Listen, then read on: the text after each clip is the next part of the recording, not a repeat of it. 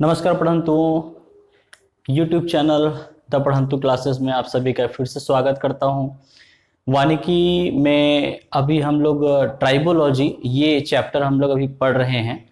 Tribology का part 1 जो था वो बेस था, जो एक ओवरव्यू हम लोगों ने देखा कि एक जनजाति समूह या एक ट्राइबल कम्युनिटी क्या होती है, उसकी परिभाषा के बारे में हमने बात की। ट्राइबोलॉजी में हमने आगे देखा कि ये जो जनजाति समूह हैं उनका फॉरेस्ट से किस तरीके से डिपेंडेंसी है, क्या निर्भरता है। उसके बाद हमने बात की कि भारत में अलग अलग कौन सी जनजाति समूह पाई जाती है, और फिर मैप वाइज हमने देखा कि भारत के अन्य राज्यों और केंद्र शासित प्रदेशों में कौन कौन से जनजातियां निवास करती है। और साथ ही साथ हम लोगों ने जनगणना 2011 के हिसाब से जो सेंसस है एसटी पॉपुलेशन का, वो हम लोगों ने वहां पे देखा। क्लियर है। अब आज पार्ट 2 की बात करें तो पार्ट 2 में आज यानी कि इस लास्ट पार्ट में ट्राइबोलॉजी को समाप्त करेंगे हम लोग, जिसमें मेनली हम लोगों को देखना है कि फॉरेस्ट और ट्राइबल इकोनॉमी में क्या रिलेशन है दोनों की अर्थव्यवस्था में। फिर बात करेंगे कि जो ट्राइबल डेवलपमेंट है उसका उद्भव कैसे हुआ, किस तरीके से जनजाति के विकास की बात कही गई और क्यों कही गई है ना, इसके बारे में बात करेंगे। बात करेंगे कि ट्राइबल डेवलपमेंट में क्या समस्याएं उत्पन्न होती हैं। फिर देखेंगे कि क्या रियायतें और उनको क्या अधिकार दिए गए हैं सरकार की तरफ से, या क्या अधिकार उनको मिले हैं लोकल कम्युनिटीज को, जिसमें ट्राइबल कम्युनिटीज की हम बात कर रहे हैं। ठीक है। उसके बाद फिर हम बात करेंगे कि जो संवैधानिक प्रावधान जो किए गए हैं उसमें क्या क्या महत्वपूर्ण चीजें हैं ट्राइबल कम्युनिटीज के लिए, कौन कौन से अनुसूची हैं या कौन कौन से आर्टिकल्स हैं जो उनसे रिलेटेड हैं जनजाति समूह के कल्याण के लिए, उनके विकास के लिए, या फॉरेस्ट कंजर्वेशन को ध्यान में रखते हुए। क्लियर है। ओके, तो इतना टॉपिक हमको आज कवर करना है जो कि आज ट्राइबोलॉजी में हम समाप्त करेंगे। ओके, देखें सबसे पहली बात करते हैं कि जो फॉरेस्ट एंड ट्राइबल इकोनॉमी है, ठीक है, वन एवं जनजाति अर्थव्यवस्था, इसमें क्या रिलेशन है, कैसे हम इसको एक रूप से देखते हैं। ठीक है, देखें एक तो ये कि वनों पर निर्भरता होती है जनजाति समूह की, है ना, क्योंकि एक तो ये कि वो वहीं रहते ही हैं, समझ लीजिए नेचर के समीप रहते हैं, तो जो भी इनके खाने कमाने का जरिया होता है वो पूरी तरह से वनों से जो प्राप्त उत्पाद हैं, वनों से जो प्राप्त उपज हैं उन पर होती है। क्लियर है। Totally dependent on the forest resources. Clear है। सो यदि देखा जाए तो वनों और जनजाति समूह का आपस में एक सहजीवी संबंध होता है। क्लियर है। एक दूसरे के पूरक हैं, समझ लीजिए। क्लियर है। तो ये एक सिम्बियोटिक रिलेशनशिप हमको देखने को मिल रहा है। अब इस संबंध को यदि हमको और स्ट्रांग करना है और मजबूत करना है, ठीक है, तो जरूरत है कि ट्राइबल और फॉरेस्ट के बीच में ये जो सहजीवी संबंध है या सिम्बियोटिक रिलेशनशिप है उस पर नियंत्रण बनाया जाए या उस पर संतुलन बनाया जाए। क्लियर है। ओके, ताकि ये एक दूसरे या कहें कि एक दूसरे के पूरक के रूप में उस संबंध को और मजबूत कर सकें, उसमें और स्ट्रेंथ लाई जा सके। इसी जरूरत को ध्यान में रखते हुए आदिवासी अर्थव्यवस्था को इस फॉरेस्ट इकोनॉमी से जोड़ा गया। क्लियर है। ताकि एक संतुलन बना करके रखा जा सके। ठीक, तो फिर इस ओर बहुत से प्रयास किए गए, बहुत से ऐसे अटेम्प्ट किए गए। फ्यू अटेम्प्ट्स हैं जो कि मेनली आदिवासी समूह के वेलफेयर, उनके डेवलपमेंट और फॉरेस्ट कंजर्वेशन को ध्यान में रखते हुए प्रयास किए गए। क्लियर है। ये प्रयास क्यों किए गए, क्योंकि ताकि ये जो संबंध है वो और क्या हो सके, मजबूत हो सके। क्लियर है। अब देखिए अभी तक जितनी भी क्लासेस हुई हैं आप ये चीज तो बिल्कुल क्लियरली समझ ही गए होंगे कि वानिकी ऑफ फॉरेस्ट्री जो है ये साल भर के लिए रोजगार उपलब्ध करा सकता है। क्लियर है। Employment is available for all months of the year. Clear है बात? Okay, from forestry we can get the employment. Okay, साल भर, ऐसा नहीं है कि 4 महीने हुए फिर अगले नहीं हुए, क्योंकि हम क्या करते हैं फॉरेस्ट्री में, हम एक ऐसा सिस्टम जनरेट करते हैं, ऐसा सिस्टम हम लोग फॉलो करते हैं जो कि क्या करता है, अलग अलग वृक्ष, अलग अलग क्रॉप्स के प्रजातियों की खेती हम लोग कर सकते हैं साल भर। क्लियर है? तो जब जैसा जो मौसम है, जो भी क्लाइमेटिक कंडीशन है, जो भी एनवायरमेंटल कंडीशन है, उसमें हम लोग उसके हिसाब से फॉरेस्ट्री कर सकते हैं, है कि नहीं? तो इस तरीके से जो जनरेट हो रहा है एम्प्लॉयमेंट वो साल भर हो रहा है। तो यही चीज जो है वो जनजातीय समूह के लिए भी लागू होती है। ये जनजातीय समूह जो है वो साल भर वानिकी से क्या कर सकता है, कमा सकता है, उससे खा सकते हैं। क्लियर है? ठीक। अब देखिए, आदिवासी समाज जो है इस तरीके से एम्प्लॉयमेंट में अपने आप को इन्वॉल्व करता है, तो उसमें मेनली वो वन के परिचालन में अपनी महत्वपूर्ण भूमिका निभाता है, यानी कि वो फॉरेस्ट ऑपरेशंस जो होते हैं उसको बहुत बेहतर तरीके से और अच्छे तरीके से करता रहता है। उस फॉरेस्ट ऑपरेशंस में क्या क्या प्रमुख चीजें हैं यदि आप देखें तो देखिए, एक तो वृक्षों को चिन्हित करना, क्लियर है, marking the trees, felling of timber, ठीक है, लकड़ियों की कटाई, टिम्बर ड्रैगिंग, लकड़ियों को खींचना, उनको एक जगह से दूसरे जगह पहुंचाना, that is transportation. Then preparation of the lots, ठीक है, एक स्टॉक बना के रखना, प्रिपरेशन कर करके, है ना। उसके अलावा सॉइल वर्किंग है, ठीक है, मिट्टी पर कुछ कार्य करना है वो हो जाएगा। नर्सरी वर्क करना है, ठीक है, प्लांटेशन करना है, पौधारोपण करना है, तो उसके लिए एक नर्सरी वर्क चाहिए अपने को, ठीक है। इसके अलावा planting and other management works, ठीक है, इसके अलावा पौधारोपण और अन्य जो प्रबंधन व्यवस्था जो बनाए रखने के लिए जो भी कार्य होते हैं, जो भी एक्टिविटीज होती हैं, वो सारा कुछ ये साल भर जो है ये आदिवासी समूह जो है वो करता रहता है। क्लियर है? इस तरीके से ये कहीं ना कहीं ये इतने सारे जो हम शाखाएं देख रहे हैं, ब्रांचेस देख रहे हैं, ये सब ऑपरेशंस जो है वो आदिवासी समाज के लोगों के द्वारा की जाती रही हैं। ठीक है। अब दूसरी बात यह है कि जो अर्थव्यवस्था या आर्थिक या कहें कि इकोनॉमी जो इनको गेन इन लोग करते हैं वनों से, तो जैसे लघु वन उपज है, ठीक है, तो लघु वन उपज जो होता है वो डायरेक्ट क्या है, बहुत जल्द और डायरेक्टली जो है, खास तौर पे जैसे कि बोलना चाहिए कॉटेज इंडस्ट्री वगैरह है ना, कुटीर उद्योग वगैरह, तो सीधे तौर पे ये क्या कर सकते हैं, आजीविका का साधन उसको बना सकते हैं लघु वन उपजों से, जो है, जैसे कि लघु वन उपज से इनका डायरेक्ट रिलेशन हो जाता है। जैसे उसमें अगर बात करें तो कुछ उसमें खाद्य पदार्थ वाले हैं, अन्य भी चीजें हैं, जैसे कि शहद हो गया, फल हो गया, खाद्य जड़ें हो गई, फूड रूट्स हो गए, है ना, कंद हो गए, पत्ते हो गई, लीव्स। इसके अलावा मेडिसिनल जो आपके प्लांट्स होते हैं, औषधीय प्लांट जो होते हैं, जो अलग अलग उपचार के लिए कार्य में आते हैं, ऐसे प्लांट्स हो गए, तेंदु हो गया। ये सब ऐसे वन उपज हैं जो क्या करते हैं कि सीधे इनको हम वनों से प्राप्त करते हैं और इसको हम डायरेक्टली या तो सेल करके वहां से कमा सकते हैं, या फिर कुछ ऐसी चीजें हैं जिसको हम लोग क्या कर सकते हैं, उसमें और कुछ कार्य करके आगे का प्रोसेसिंग करके उसको फिर बेचा जाए। जैसे कि मान लीजिए बांस है, तो बम्बूस ट्रीज जो होते हैं, तो वनों से या तो क्या कर सकते हैं कि हम लोग वन से के बांस से, बम्बू ट्रीज से हम लोग बहुत सारी चीजें बना सकते हैं।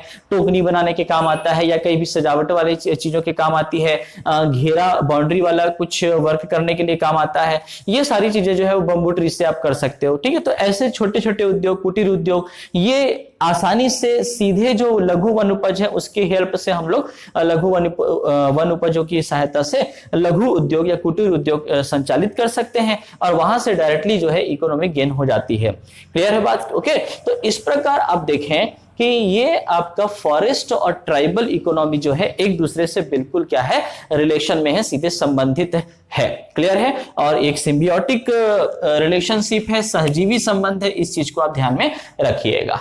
क्लियर है? ओके, अब बात करते हैं कि कैसे ये जनजाति विकास जो है उसका उद्भव हुआ, उसकी उत्पत्ति कैसे हुई।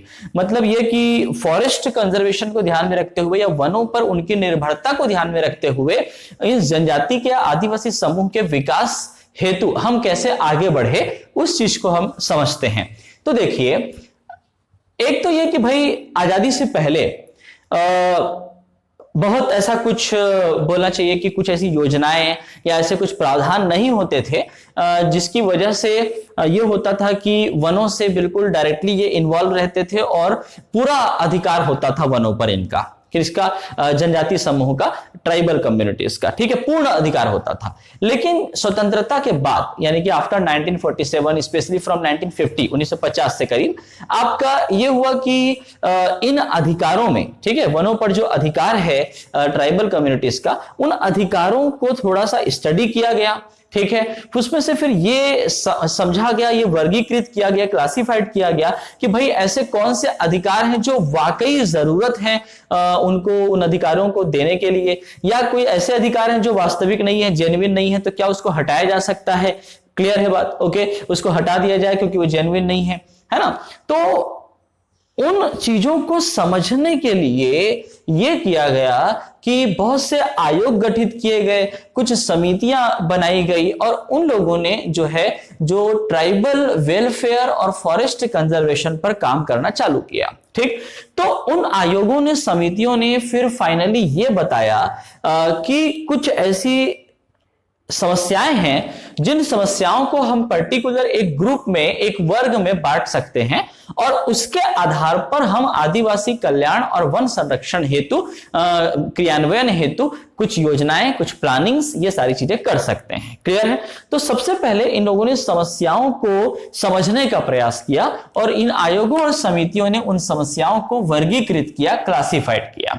उसके आधार पर मेनली 4 चीजें सामने आई, ठीक है। वो 4 चीजें क्या है? देखिए, नंबर 1 तो ये है कि ये कहा गया कि कुछ ऐसे अधिकार हैं जो जेन्युइन नहीं है, तो कुछ आदिवासी आवश्यकताएं जो है वो वास्तविक नहीं है, ठीक है। तो उसमें क्या क्या चीजें हैं वो एक वर्ग में उसको रख दिया गया। दूसरी चीजें ये कि क्या जो अधिकार इनके पास हैं, जो राइट्स एंड कंसेशन, जो रियायतें इनको दी गई हैं, क्या उसका दुरुपयोग हो सकता है, ठीक, उस पर चर्चा की गई, उस पर कुछ बातें बताई गई, प्रावधान रखने की बात कही गई। ओके। तीसरी चीज ये भी एक समस्या के रूप में देखा गया कि जब आदिवासी अधिकारों की बात हो रही है, जब ट्राइबल राइट्स की बात हो रही है फॉरेस्ट को लेकर के, ओके, तो क्या इस बीच में कहीं पर कुछ ऐसे लोग हैं, कुछ मीडिएटर्स हैं या कुछ कॉन्ट्रैक्टर्स हैं जो उनके अधिकारों का हनन तो नहीं कर रहे? क्लियर है? इस पर एक अलग वर्ग बनाया गया, एक क्लासिफाइड किया गया। ओके, सो देखा गया कि exploitation of tribal rights by the middle man and contractors, ठीक है, जो भी मीडिएटर्स हैं, मध्यस्थ हैं, ठेकेदारों के द्वारा आदिवासी अधिकारों का क्या हनन हो रहा है, क्या उनके अधिकारों का शोषण हो रहा है, इस पर एक अलग जो है वर्ग उसको बना दिया गया। फिर उसके बाद फिर एक चौथी जो समस्या थी, है ना, वो ये थी कि किस तरीके से हम बैलेंस बनाएं। क्लियर है? ठीक है। तो चौथी जो चीज थी वो सारी समस्याओं को ध्यान में रखते हुए एक सार निकाला गया कि हमको करना क्या होगा आदिवासी कल्याण और वन संरक्षण के लिए, कि एक हमको बैलेंस बनाना पड़ेगा, एक संतुलन बनाना पड़ेगा। ठीक है। और वो संतुलन क्या होगा? तो संतुलन ये होगा कि पहली बात ये कि उस ट्राइबल कम्युनिटी का विकास हो, ठीक है, उस आदिवासी या जनजातीय समूह का विकास हो, और दूसरी चीज ये हो कि वन संपदा जो है वो वन संपदा का संरक्षण हो। तो इन दोनों बातों को ध्यान में रखते हुए इन दोनों के बीच में एक प्रॉपर बैलेंसिंग का काम करना ये बहुत जरूरी था, तभी आदिवासी कल्याण और वन संरक्षण पर एक महत्वपूर्ण भूमिका अदा की जा सकती है। क्लियर है? ठीक। तो इस तरीके से यहां पर बातें कही गई। ठीक है, जनजातीय विकास के उद्भव में यहां पर बात हुई। ठीक है। अच्छा, इसमें कुछ पॉइंट्स और हैं, जैसे कि बैलेंस की तो बात हो गई, यानी कि आपका ये कि वनों से उनकी क्या क्या आवश्यकताओं की पूर्ति होती है। दूसरी चीज, उनकी कौन सी आवश्यकताएं ऐसी हैं जो वास्तविक हैं, जेन्युइन है, उसको दोनों को संतुलन बनाते हुए फिर आगे का काम करना होगा। उनके राइट्स और उनके कंसेशन जो है वो डिसाइड करने होंगे, ये वहां पर तय किया गया। ठीक है, ये एक पॉइंट याद रखेंगे। एक पॉइंट और है कि दूसरा चीज ये भी है कि जो यहां पर ट्राइबल कम्युनिटी फॉरेस्ट में काम कर रही है, ठीक है, तो उनका जो श्रम है, उनका जो लेबर है, ठीक, उसको यदि प्रभावी बनाना है, उसको इफेक्टिव बनाना है, तो जरूरत है उनको प्रशिक्षित करने की। क्लियर है? उनको एक पर्टिकुलर जो फॉरेस्ट्री का जो आर्ट एंड साइंस है ना, जो कला एवं विज्ञान जो है फॉरेस्ट्री का, वानिकी का, उसके बारे में भी उनको प्रशिक्षण दिया जाए, ताकि वो और ज्यादा अच्छे तरीके से फॉरेस्ट के रिसोर्सेस का सही उपयोग कर सके। जैसा कि हमने कहा ना कि कुछ आवश्यकताएं क्या हैं जेन्युइन है, कुछ नहीं है, है ना। तो ये चीज जो है वो तभी वो समझ सकते हैं जब उनको एक प्रॉपर कोच किया जाए, प्रॉपरली उनको प्रशिक्षण दिया जाए, ठीक है, तभी वो ये चीज समझ पाएंगे। क्लियर इतनी चीजें, ठीक। अच्छा, एक और चीज है कि इसके लिए एक इंटीग्रेटेड प्रोग्राम बनाना पड़ेगा, ठीक है, for the proper procurement and study supply of required raw material for the manufacture of finished और semi finished consumer goods. Clear है। एक एकीकृत योजना, एकीकृत कार्यक्रम बनाना होगा, जिसमें एकीकृत बोलने का मतलब क्या है कि जब हम दो अलग अलग ऑब्जेक्टिव्स को लेकर के एक योजना बना करके चलना चाहते हैं, ठीक है, तो उसको एकीकृत योजना हम कहते हैं। क्लियर है। तो वो एकीकृत योजना क्यों हम बना रहे हैं, ताकि फॉरेस्ट से जो रॉ मटेरियल उनको मिलेगा और उसके बाद फिर उसको वो प्रोसेसिंग करके उसको एक बोलना चाहिए कि एक उपयोग की वस्तु बना करके उसको डिमांड के आधार पर क्या करेंगे, सप्लाई करेंगे, वहां से उनको क्या होगी, कमाई होगी। क्लियर है बात, ठीक। तो इसके बीच में भी एक प्रॉपर प्लानिंग करने की आवश्यकता है और वो तभी हो पाएगी जब हम इसको इंटीग्रेटेड प्रोग्राम के रूप में लागू करेंगे। क्लियर इतनी चीजें। एक लास्ट इसमें एक पॉइंट हम लोग एक और चीज देखते हैं, वो है फूड की, ठीक है, भोजन की। वाइल्ड लाइफ जो फूड होते हैं, ठीक है, यानी कि ये कि फॉरेस्ट में जो वाइल्ड लाइफ होता है उसमें से कुछ पशु ऐसे होते हैं जनरली, तो ये जो आपके ट्राइबल कम्युनिटीज के होते हैं उनमें जनरली वो कुछ वन्य जीव को भी एक भोजन के तौर पे उन लोग क्या करते हैं, इस्तेमाल करते हैं, ठीक है, या कहें कि मांसाहारी भी होते हैं, ठीक है। तो अब आजकल तो ऐसा हो गया है कि वाइल्ड लाइफ की जो है कमी हो गई है, तो ये शॉर्टेज ना हो, क्योंकि वाइल्ड लाइफ की यदि शॉर्टेज होगी तो उसमें फूड की शॉर्टेज होगी, ठीक है। तो ये प्रॉपर बैलेंसिंग बनाने के लिए ऐसा हो कि वाइल्ड लाइफ को ऐसा संतुलन बनाया जा सके कि एक भोज्य पदार्थ के रूप में जब उन लोग यूज कर रहे हैं, जैसे कि पक्षी हैं, मछलियां हैं, क्लियर है बात, ठीक है, और कुछ अन्य छोटे छोटे जानवर हैं, ठीक है, तो ये उनका एक जो है फूड के रूप में वो लोग इस्तेमाल करते हैं, खाते हैं, है कि नहीं। तो वो चीज एक भोजन के तौर पे वो यूज करने के बाद भी उस फॉरेस्ट में वो वाइल्ड लाइफ बैलेंस बना रहे, इस बात को भी ध्यान में रखने की आवश्यकता है। तो इन्हीं चीजों को पूरा जो है एक संकलित करके, इन समस्याओं को और सारी चीजों को समझ करके इनके राइट्स और कंसेशन पर वर्क किया गया, इनके अधिकारों पर बात करी गई आयोगों और जो है समितियों के द्वारा, और इस तरीके से स्वतंत्रता प्राप्ति के बाद इनके विकास और इनके कल्याण और साथ ही साथ वन संरक्षण पर विशेष ध्यान दिया गया। क्लियर है इतनी चीजें, ओके। अब आपका जो नेक्स्ट टॉपिक है ना, वो नेक्स्ट टॉपिक हम पढ़ते हैं कि अब जब हम ट्राइबल डेवलपमेंट कर रहे हैं तो उसमें कौन सी समस्याएं हैं, ठीक है, problems in the tribal development. फिर दूसरा बात करते हैं इनके अधिकार और कंसेशन यानी कि रियायतों के बारे में। क्लियर है, यहां तक समझ में आ गया है, ठीक है। चलिए इसको आप नोट कर लीजिए, हिंदी इंग्लिश दोनों में लिखा हुआ है ताकि आपको ये ध्यान रहे। ऑब्जेक्टिव के हिसाब से यदि बात करें तो सिंपली यदि जैसे कि एक ऑब्जेक्टिव क्वेश्चन बन जाएगा कि भाई वन पर आश्रित रहने वाले ये जो ट्राइबल कम्युनिटीज हैं या जो जनजाति समूह हैं, ठीक, इनके बीच के संबंध को हम क्या कहते हैं, या इनके बीच किस प्रकार का संबंध होता है, ठीक है। तो चूंकि वो एक दूसरे की जरूरतें पूरी कर रहे हैं, है ना, वनों पे रहना ये इनकी जरूरत है, किसकी, ट्राइबल कम्युनिटीज की। दूसरी चीज की जो वन है ना, वो प्रॉपरली इनके द्वारा देखभाल किया जा रहा है, किनके द्वारा, ट्राइबल कम्युनिटीज के द्वारा, तो एक दूसरे के पूरक हैं। तो एक सहजीवी संबंध होता है या सिम्बियोटिक रिलेशनशिप होता है, ऐसा आप लोग याद रखेंगे। क्लियर इतनी चीजें, ठीक है, ओके।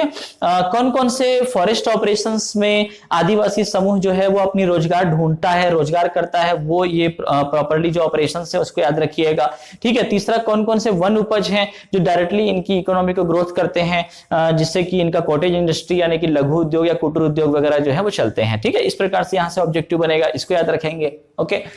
जनजातीय विकास का जो उद्भव है ना, तो उस हेतु जो वर्गीकरण किया गया उसमें कितने प्रकार का वर्गीकरण वर्गीकरण किया गया है समस्याओं को लेकर के, तो 4 प्रकार के हैं, ऐसा याद रखेंगे। तो पूछ सकता है कि भाई इसमें से जो जनजातीय विकास का जो उद्भव है उसके 4 प्रमुख वर्गीकृत समस्याओं में से कौन सा शामिल नहीं है या कौन सा शामिल है, इस तरीके से इसमें से पूछा जा सकता है। which is not included in the classification of the problems arises when we go for the development of the tribal community, ठीक है, including the forest conservation। Okay, इस तरीके से यहां से पूछा जा सकता है। ओके, तो इस प्रकार से हम इसको याद रखेंगे, ठीक है। ओके, चलो आगे बढ़ते हैं।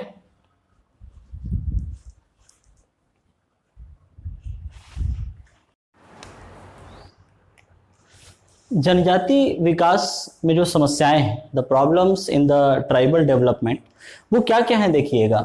एक तो ये कि पुअर रिसोर्सेस, ठीक है, जहां अगर पुअर रिसोर्सेस हुई, खराब संसाधन हुए, चाहे वो नेचुरली हो चाहे वो टेक्निकली हो, ठीक है, तो उससे सीधा सीधा क्या होगा कि जो प्रोडक्टिविटी है वो प्रभावित होगी और उत्पादकता में कमी आएगी, ठीक है। दूसरी बात, जो लैंड रिसोर्सेज हैं उनका क्या होगा, दोहन होगा, एक्सप्लॉयटेशन होगा। क्लियर, क्योंकि पुअर रिसोर्सेज आ रही हैं तो अपन क्या करेंगे कि हम क्या करेंगे कि दूसरी भूमि में जाएंगे, दूसरी भूमि में फॉरेस्ट्री करेंगे, वहां पर भी उगा रहे हैं इस तरीके से, तो ये जगह फिर ये जगह फिर ये जगह, इस तरीके से क्या होते जाएगा, जितने भी लैंड है, ठीक है, जितना भी आपका भूमि आपके पास है उसका क्या होगा, दोहन होना चालू हो जाता है, ठीक है। तो ये एक जो चीज है वो पुअर रिसोर्सेज की वजह से आती है। नंबर 2, अपर्याप्त रोजगार के अवसर, ठीक है। एक तो ये कि जैसे एक उदाहरण के तौर पे समझ लें, ट्राइबल कम्युनिटीज जो है क्योंकि वो अपने में ही सीमित रहते हैं, ठीक है, तो अगर प्रॉपर शिक्षा की पहुंच वहां तक नहीं हो पाई, एजुकेशन की पहुंच वहां तक नहीं हो पाई, ठीक है, तो फिर चूंकि शिक्षा नहीं है तो फिर एक तरीके से क्या हुआ कि उनके जो रोजगार के अवसर हैं वो भी सीमित हो गए। क्लियर है बात, ठीक है। जो चीज उन लोगों ने सीखा है, ठीक है, या वनों में ही वो हमेशा से करते आ रहे हैं, केवल वही कार्य वो ठीक से कर पाएंगे, तो केवल उसी में ही उनको रोजगार मिल पाएगा, उसके अलावा कुछ और नहीं। तो वो एक आपके क्या हो जाएगा, रोजगार के अवसर जो है वो अपर्याप्त हो जाएंगे, सारी अपॉर्चुनिटी उनके लिए नहीं ओपन हो पाएगी, ठीक। दूसरा ये है कि जो नॉन ट्राइबल कम्युनिटीज हैं, ठीक है, वो ऐसा हो सकता है कि जो ट्राइबल कम्युनिटी है उसका शोषण करे, उसका एक्सप्लॉयटेशन करे, ठीक है, जैसे कि जो मनी लेंडर्स हो गए, ऋणदाता हो गए, क्लियर है, ये क्या करेंगे कि चूंकि आदिवासी वर्ग, चूंकि वो इतने शिक्षित नहीं है या फिर उनमें उतनी जागरूकता नहीं है, अवेयरनेस नहीं है, तो इसकी वजह से क्या होगा कि वो लोग फायदा उठाने का प्रयास करेंगे, ठीक है। और ये जो गैर आदिवासी वर्ग है, चाहे वो ऋणदाता हो, चाहे वो मिडिल मैन हो या कि कॉन्ट्रैक्टर्स वगैरह हो, ठीक है, वो सब क्या करेंगे, उनका शोषण करने का प्रयास करते हैं, ठीक है। तो ये एक चीज वहां पर आ जाती है, उनके विकास में बाधा उत्पन्न होती है, ठीक। दूसरी बात कि ये लोग जो हैं अपने एनवायरनमेंट से बाहर जाकर, ठीक है, आउटसाइड दियर एनवायरनमेंट, ठीक है, अपने क्षेत्र से बाहर जाकर के रोजगार की तलाश नहीं करते, ठीक, या ये कहेंगे अगर करते भी हैं तो उसको परमानेंट वे में नहीं करते हैं। क्लियर है। जैसे मान लो क्या होता है ना, जैसे एक सिंपल सा एक उदाहरण देकर के देखें, जैसे गांव वाला एरिया हो गया, ठीक है, तो जैसे ग्रामीण इलाका जो होता है तो वहां पे क्या होता है कि पर्टिकुलर जैसे साल में अगर 4 महीने वहां पे फसल हो रही है, ठीक है, जैसे बारिश के टाइम पे फसल ले लिए है ना, और बाकी टाइम पे वो फसल नहीं ले पा रहे हैं, तो क्या करते हैं कि बाकी टाइम पे वो शहर में जा करके वहां पर दूसरा कुछ रोजगार करते हैं, तो वो टेम्पररी हो गया ना, ठीक है, वो स्थायी रोजगार तो नहीं हुआ। क्लियर है बात, ओके। पर्टिकुलर एक टाइम पीरियड के लिए वो वहां जाकर के रोजगार कर रहे हैं, वहां से कमा रहे हैं, पैसा कमा लिए कुछ समय के लिए, फिर जैसे ही बारिश का मौसम आए तो फिर अपना वापस खेती बाड़ी करना चालू कर दिए। क्लियर है बात, और फिर वहां उसमें लग गए अपने क्षेत्र में वापस आकर के।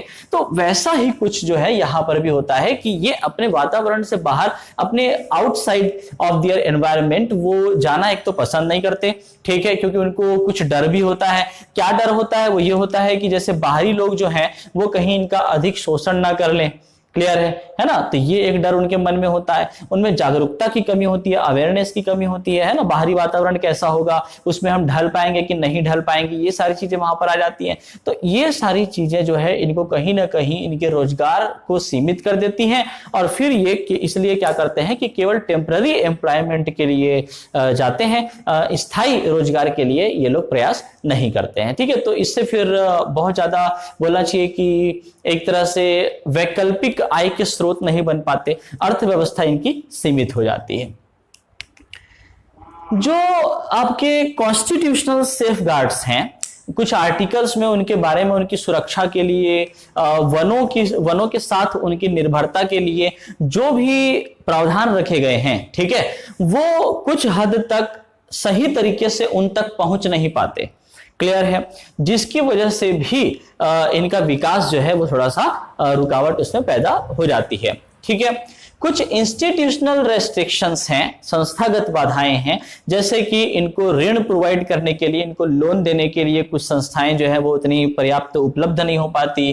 प्रॉपर ये जो भी वन उपज से ये कमा रहे हैं, तो वन उपज को बेचने के लिए, उनकी मार्केटिंग के लिए प्रॉपर इनको फैसिलिटी नहीं मिल पाती है।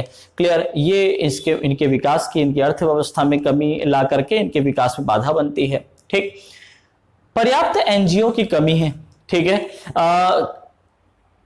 जो नॉन गवर्नमेंट ऑर्गेनाइजेशंस हैं, एनजीओस हैं, जो इनके हित की बात करें, इनके फेवर में, इनके अधिकारों की रक्षा की इनको बात करें, ऐसे एनजीओस जो हैं वो उतने एडिक्वेट मात्रा में उपलब्ध नहीं हैं, उतनी संख्या उनकी नहीं है। ओके, तो जब इनके सपोर्ट में कोई एनजीओ नहीं है तो इस कहीं ना कहीं इनकी विकास में बाधा तो बनेगी ही।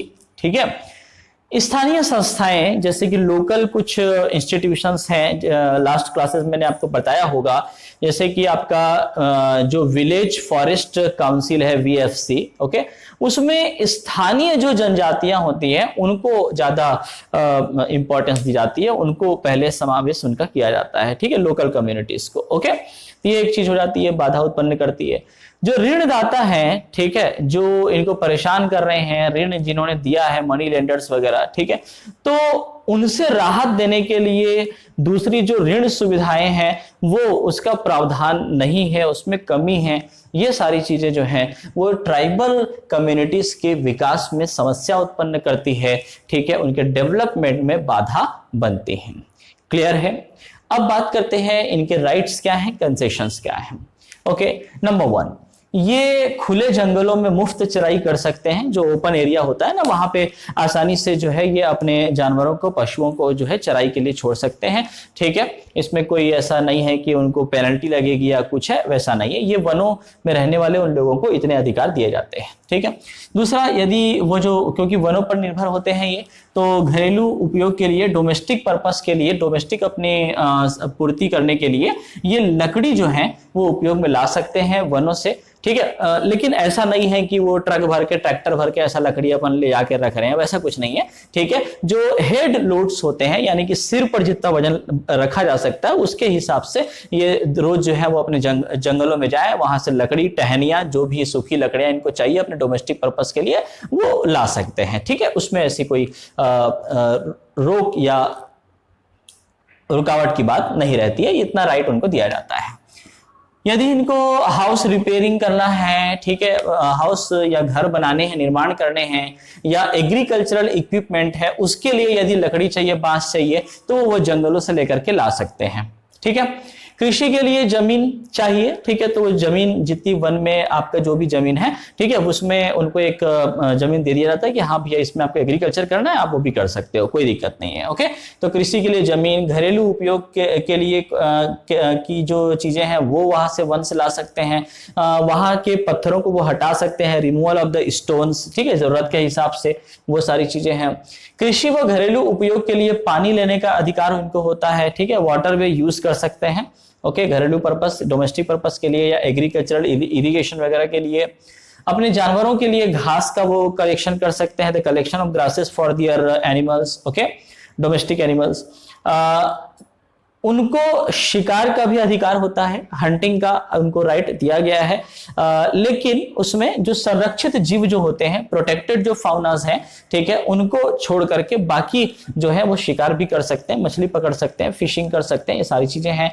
Right to live in the forest, जी हाँ, वो जिस जंगल में रह रहे हैं वहां पर उनको रहने का ये अधिकार प्राप्त होता है, उनको ये दिया जाता है।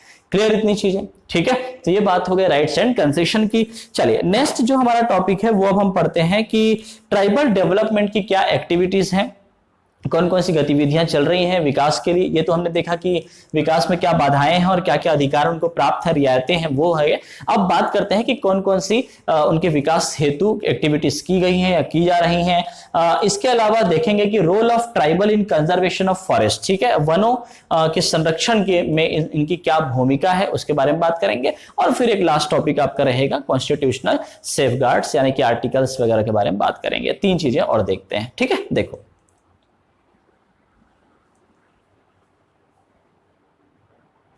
ट्राइबल डेवलपमेंट एक्टिविटीज की बात की जाए, उनके विकास के लिए कौन सी एक्टिविटीज होने चाहिए, हो रहे हैं सरकार के द्वारा हो या वॉलेंट्री एफर्ट्स हो, ये सब के बारे में डिस्कस करें। तो देखिए, नंबर 1, एक तो सोशल जो सिक्योरिटी है, इंश्योरेंस है, वो जितनी जल्दी हो सके इम्प्लीमेंट करना चाहिए और करते रहना चाहिए अलग अलग क्षेत्रों के हिसाब से। ओके, इनका जो वेलफेयर प्लानिंग है, प्रोजेक्ट फॉर्मेशन है, रिसर्च है, इवेल्युएशन है, स्टैटिक्स है एंड ट्रेनिंग है, ये समय समय पर करते रहना चाहिए, रेगुलरली करते रहना चाहिए, ट्रेनिंग उनको प्रोवाइड करती रहनी चाहिए।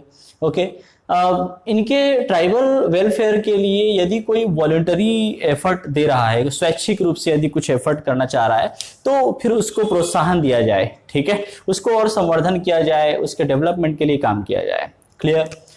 जो छात्र शेड्यूल्ड ट्राइब से बिलोंग करते हैं, जनजाति में बिलोंग करते हैं, उनको स्कॉलरशिप प्रोवाइड करने की एक सुविधा होनी चाहिए, ठीक है। इससे छात्रों को आगे बढ़ने का अवसर प्राप्त होगा, उस जनजाति को के डेवलपमेंट में एक महत्वपूर्ण भूमिका हम निभा सकते हैं, ठीक है। जितने भी आपके डेवलपमेंट वर्क्स हैं, ठीक है, उनको ज़्यादा से ज़्यादा इंट्रोड्यूस करना चाहिए।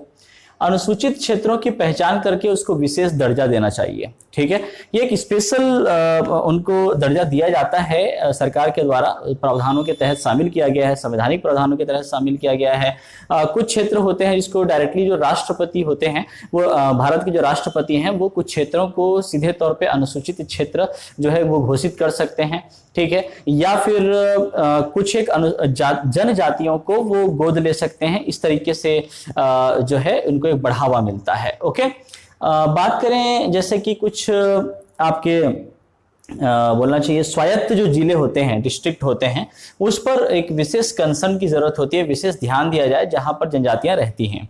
ओके, ऑटोनॉमस डिस्ट्रिक्ट की हम बात कर रहे हैं, ठीक है। दूसरी चीज है ये कि सरकारी जो नीतियां हैं, कानून है, गवर्नमेंट या जो लॉज हैं, रूल्स है, रेगुलेशन है, उसको प्रॉपरली और सही तरीके से क्रियान्वित करने की आवश्यकता है, सही तरीके से लागू करने की आवश्यकता होती है, ताकि उनके अधिकारों के बारे में उनको पता चल सके, ठीक है, उनके राइट्स जो है वो कोई और उनका दोहन ना कर सके, शोषण ना कर सके। क्लियर है? तो जितने भी जनजातीय अधिकार है उसका संरक्षण इस तरीके से किया जा सकता है, गवर्नमेंटल रूल एंड रेगुलेशन को सही तरीके से लागू और क्रियान्वित करके, एग्जीक्यूट करके, ठीक है। अब बात करते हैं कि ये जो ट्राइबल कम्युनिटी है, ये जो जनजाति समूह है, वो कैसे रोल प्ले करती है फॉरेस्ट कंजर्वेशन में, वनों के संरक्षण में। ओके, तो देखें, पहली बात ये कि जो आदिवासी समूह है वो वनों में, जंगल में रहते हैं और शांतिपूर्वक रहते हैं, यानी कि बहुत कम से कम डिस्टर्बेंस होता है फॉरेस्ट को। क्लियर है बात? ये बहुत अच्छी बात है।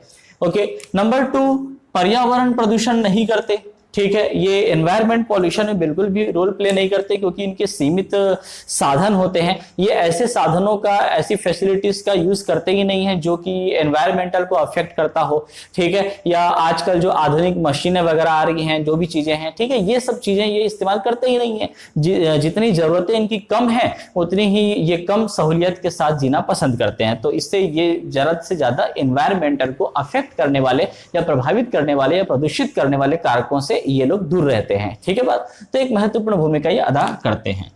तीसरी चीज, कुछ जो एनिमल्स हैं, प्लांट्स हैं, ये उसकी पूजा करते हैं, ठीक है। तो पूजा करते हैं तो जाहिर सी बात है, खुद ही क्या करते हैं, उसकी रक्षा करते हैं, उसको प्रोटेक्ट करके रखते हैं। क्लियर है? नेक्स्ट पॉइंट इसमें आता है कि ये जो वनों में रहने वाले जो लोग हैं, ठीक है, वो क्या करते हैं, बाहरी लोगों की एंट्री इनको पसंद नहीं है। बाहरी लोग वहां पर आए, उनके कार्य क्षेत्र में, उनके रहने वाले क्षेत्र में वो हस्तक्षेप करें, ये इनको पसंद नहीं होता, ठीक है। तो इस तरीके से बाहरी लोगों का प्रवेश जब नहीं हो पाता है, तो बाहरी लोगों से वो जो वन है वो सुरक्षित रहता है। अब जब वो सुरक्षित रहता है तो उससे ये होता है कि जो स्थानीय वहां पर जो जीव हैं, लोकल जो एनिमल्स हैं, या बोलना चाहिए जो प्रोटेक्टेड एनिमल्स हैं, प्रोटेक्टेड जो फौनास हैं, ठीक है, वो उन जीवों की तस्करी या चोरी नहीं हो पाती, ये जो है बिल्कुल सेफ रह जाता है। ठीक है, ये बहुत अच्छा आपका एक भूमिका, एक रोल उन लोग प्ले करते हैं। कुछ एक कम्युनिटीज में तो ऐसा होता है कि उसमें प्रोटेक्शन का एक रिवाज ही होता है। ठीक है, उनमें एक रस्म होती है, उनमें खुद में एक रिवाज वो बना के रखते हैं, नियम बना के रखते हैं कि हाँ भैया हमको क्या करना है, अपने क्षेत्र को प्रोटेक्ट करने के लिए करते रहना है। ठीक है, प्रयास करते रहना है। ओके, तो वो बचाव के ही काम करते हैं, संरक्षण के काम करते हैं।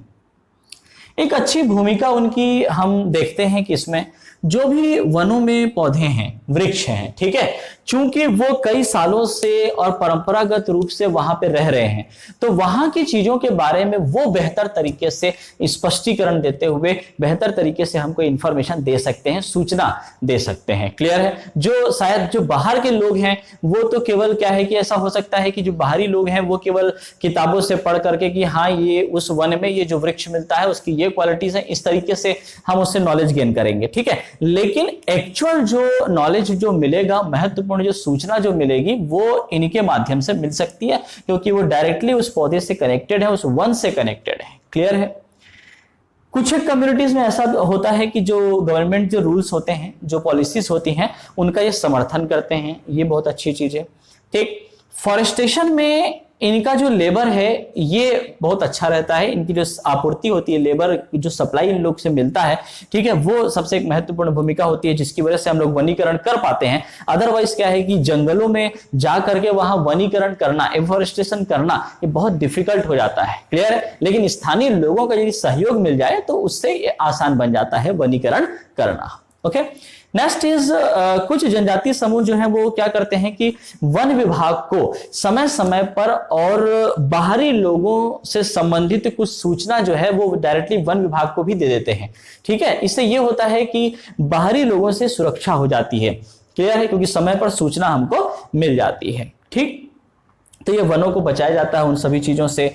ठीक, वनों में आग से सुरक्षा में भी महत्वपूर्ण भूमिका जो है वो क्या करते हैं, अदा करते हैं। ठीक है, क्योंकि जैसे मान लीजिए किसी वजह से आग लग भी गई तो चूंकि स्थानीय लोग वहां पर मौजूद हैं तो वो तुरंत से तुरंत उसके उपाय किए जा सकते हैं। क्लियर है? और वो स्थानीय रूप से वो अपने लेवल पर जाकर के वो आग को बुझा भी देंगे इस तरीके से, ताकि वो बढ़े ना।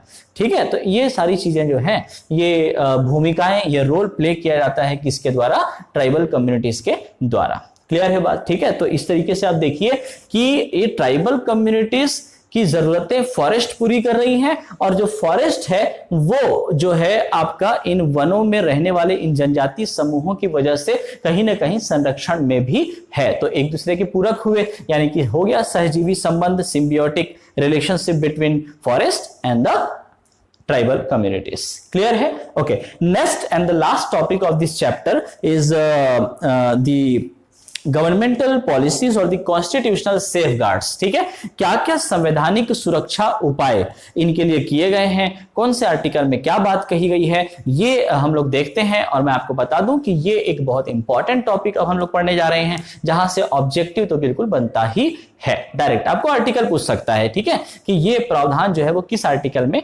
निहित है, इस तरीके से ऑब्जेक्टिव क्वेश्चन यहां से बनेगा। ओके, देखें,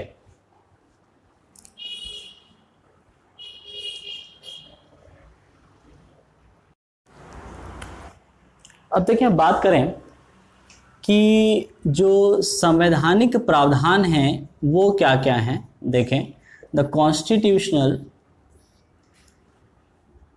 प्रोविजंस और द कॉन्स्टिट्यूशनल सुरक्षा उपाय जो हैं, सेफगार्ड्स जो हैं, यदि उसकी बात करें तो सरकार ने या संवैधानिक रूप से क्या क्या प्रयास किए हैं, तो उसमें मेनली आपको आर्टिकल याद रखना है कि इस आर्टिकल में क्या बात कही गई है।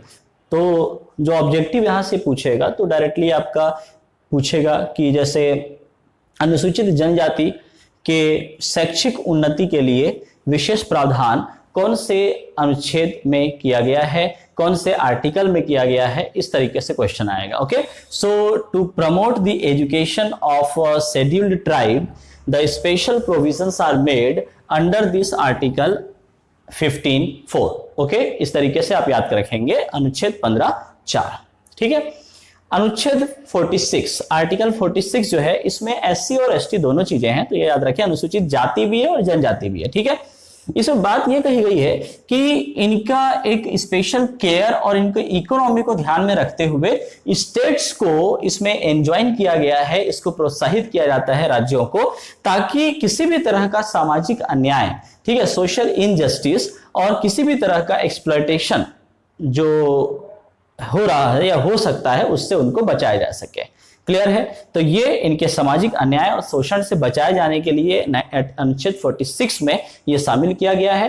ठीक, उसके बाद अनुच्छेद 330 और 332, आर्टिकल 330 एंड 332, ये मेनली आपका जो लोकसभा है और जो आपकी राज्यों की विधानसभा है उसमें एससी और एसटी वर्ग के प्रतिनिधित्व को बढ़ाने के लिए उनके लिए सीटें आरक्षित किए जाने का प्रावधान रखा गया है। क्लियर है? इसके हिसाब से जो लोकसभा है उसमें जो है एससी एसटी वर्ग की सीटें आरक्षित होती हैं और वैसे ही राज्यों की विधानसभा में भी होती हैं। क्लियर है बात? ओके, फिर देखें आर्टिकल 339(1), अनुच्छेद 339(1), इसमें यह प्रावधान किया गया है कि राष्ट्रपति जो है वो कभी भी यदि चाहे तो किसी भी समय एक जो है आयोग जो है उसको रिपोर्ट करने के लिए कह सकती है, अनुसूचित क्षेत्रों से संबंधित प्रशासन को ध्यान में रखते हुए या उनके जो जनजातीय समूह है उनके कल्याण को ध्यान में रखते हुए ये राष्ट्रपति महोदय जो है वो कभी भी आयोग को रिपोर्ट के लिए कह सकते हैं। क्लियर है बात? ठीक है, तो ये आपका बोला गया है किसमें, आर्टिकल 339(1) में कहा गया है। ठीक है, अब देखिए इसके अलावा भी बहुत सी चीजें हैं जो ये तो आर्टिकल या संवैधानिक प्रयास हो गए। ठीक है, दूसरे जो प्रयास हैं उसमें जैसे एक आपका वन बंधु योजना है। ठीक है, ये सब क्या है, देखो एक तो अभी तक ये पूरा जो हमने चैप्टर समझा उसमें यही चीज समझ में आ रही है कि भाई जो जंगल है, जंगल की जमीन है, वहां पर ये लोग रह रहे हैं।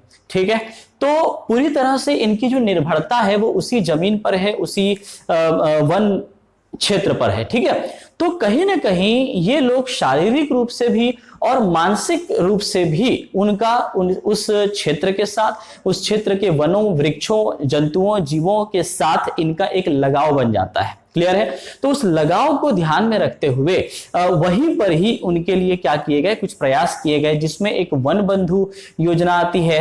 ठीक है, वनों के संरक्षण के लिए एक आपका वन बंधु योजना इसमें लागू की गई, जनजातीय समूह के लोगों को शामिल करते हुए।